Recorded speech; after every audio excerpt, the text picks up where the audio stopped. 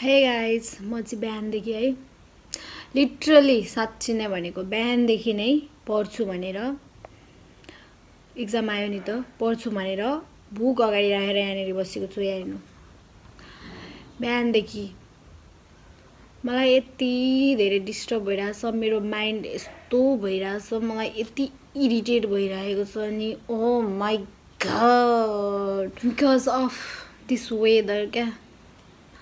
बिहानदेखि नै गरेको गरी 4 बजेसम्म हौ, 4-5 बजेसम्म यस्तै नै हुन्छ हौ। Why? Let me show you guys.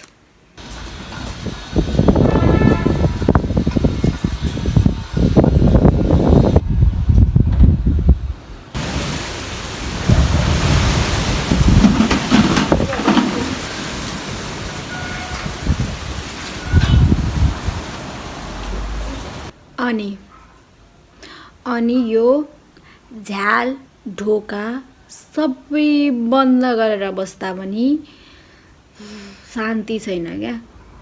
यति बज्छ यो झ्याल ढोका, यति बज्छ नि, ड्याङ ड्याङ ड्याङ ड्याङ ड्याङ ड्याङ ड्याङ। यहाँको सामान वहाँ पुर्याइदिएको छ, बाहिरको त केही नै बाँकी छैन। यहाँ सबै रुख ढाल्न आँटिसक्यो, कस्तो चाहिँ चलेको क्या यो हावा। अनि यति कराउँछ नि यो एल्युमिनियमको झ्यालढोका गाइस। तपाईहरूलाई थाहा छ छैन कसको घरमा छ, सायद अहिले त प्राय सबै घरमा एल्युमिनियमको झ्यालढोका नै हुन्छ।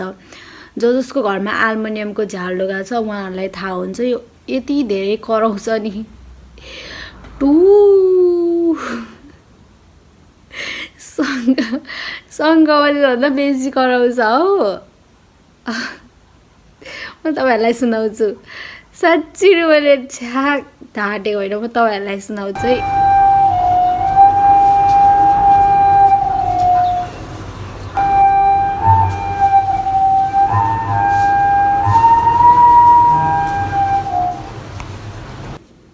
यो मौसम जस्तो हुन्छ नि मेरो माइन्ड पनि त्यस्तै नै हुन्छ क्या।